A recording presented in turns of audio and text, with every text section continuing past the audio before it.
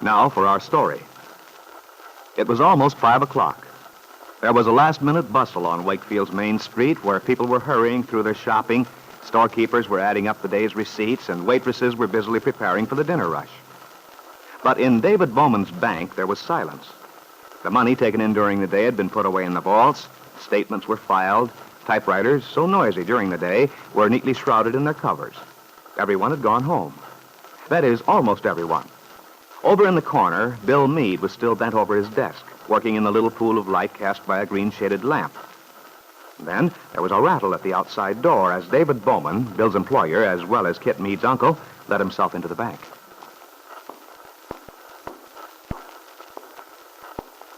Well, Bill, I had a notion I'd find you still here. Hello, Mr. Bowman.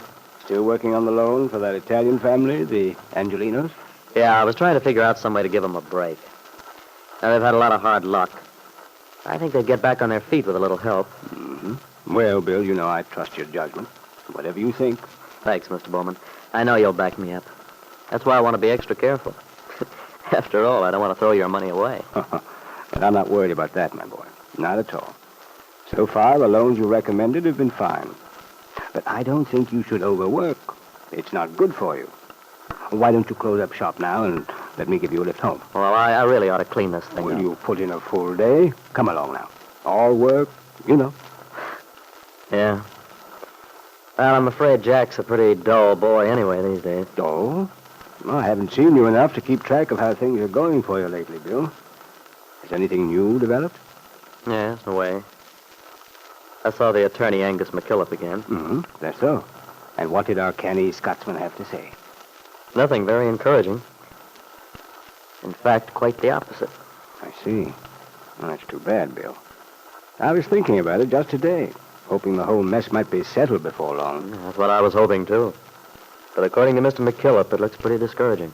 Well, I'm sorry. Pretty discouraging. Well, I'm sorry. Pretty discouraging. Well, I'm sorry. Pretty discouraging. Well, I'm sorry to hear that, Bill. Thought things were lining up fairly well. No, according to Mr. McKillop, I haven't a ghost of a chance if I try to get a divorce and custody of the child. In fact, those were his exact words. Not a chance, huh? That is bad. Did he say why? Well, the main trouble seems to be that I have no grounds, according to him. In order to win custody of the child, I'd have to prove the kid isn't a fit mother. Regardless of what I may believe, well, there's just no way to prove a thing like that. But what about the divorce itself? Surely you... No, there's the same trouble on that score. No grounds. I see. But, Bill, did you tell him the whole story? How you came to marry Kit? Everything you found out later and so on? I sure did. I traced the whole thing from the very beginning. And even after all that, he still couldn't give you any encouragement? Not a bit.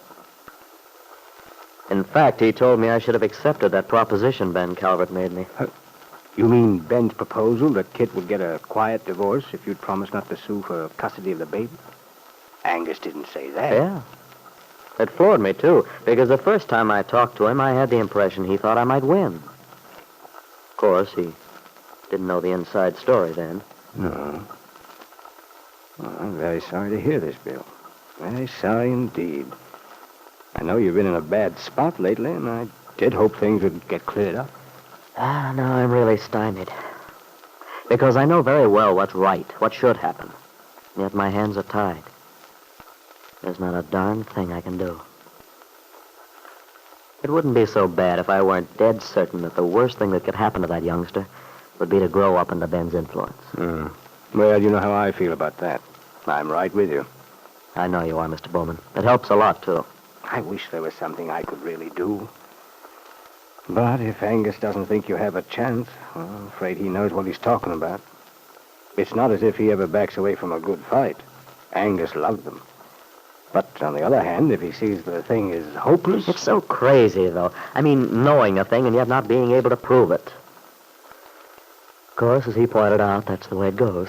It doesn't matter so much whether a thing is true unless you can prove it legally. That's where I'm stuck.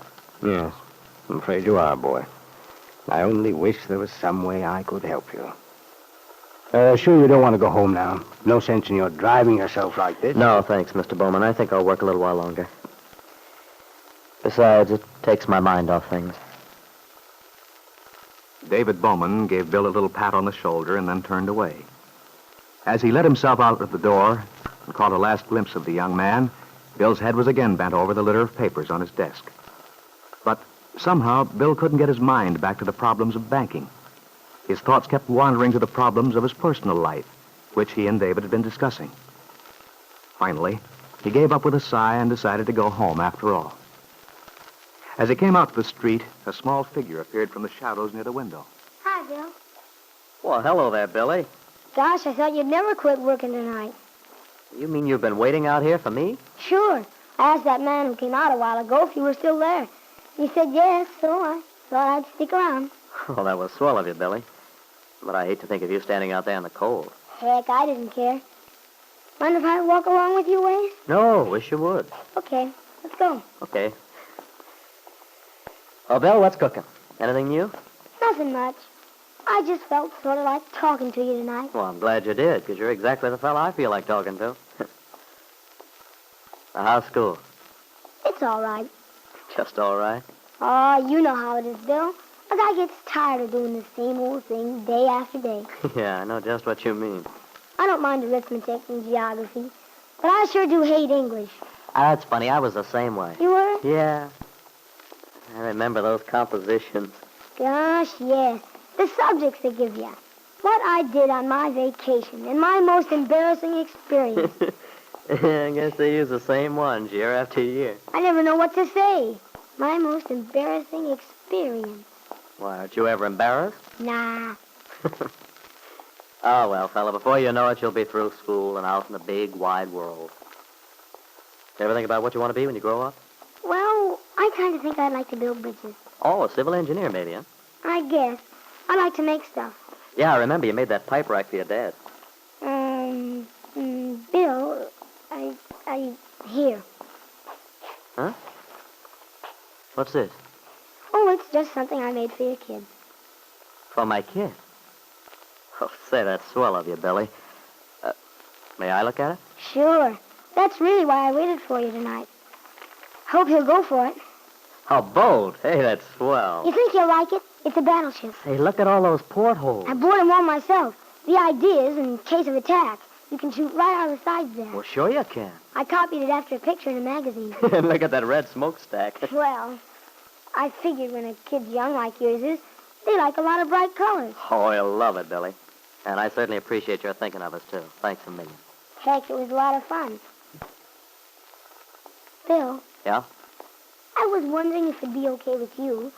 I mean, if I could go home with you and give it to him myself. Oh.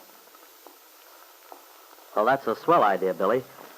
But... I wouldn't stay long. Just long enough to... No, that's not the problem. It's just that, well, to tell the truth, my kid doesn't live with me just now. You mean he's away on a trip with his mother? No, not exactly. You see, we don't live together, his mother and I. Oh. Why don't you? Well, Billy, it's rather hard to explain. You see, sometimes when two people don't seem to be able to get along so well, it's best that they separate, not try to live together. You mean you and your wife don't like each other? Oh, yeah. That's about it. Gee, that's tough. Yeah. It's tough for your kid, too. Yeah, sure it is. 'Cause I know how it was when my dad was gone overseas. Even though I knew he was coming back, it just don't seem right when your dad isn't home. Later, Bill Meade walked alone, slowly along the darkening streets with the toy battleship Billy had given him clutched in his hand. The youngster had stated the truth so simply that it was inescapable. It's awful tough on the kid, he'd said. Yes, but Bill, if you only knew it, the problems which seem so insurmountable to you now may all be solved. For at this very moment in the Calvert house on 11th Street, there is a woman whose life has touched yours deeply, though you've never seen her. It's Lisa Fenner, who has come to Wakefield to claim her son from Kit Meade.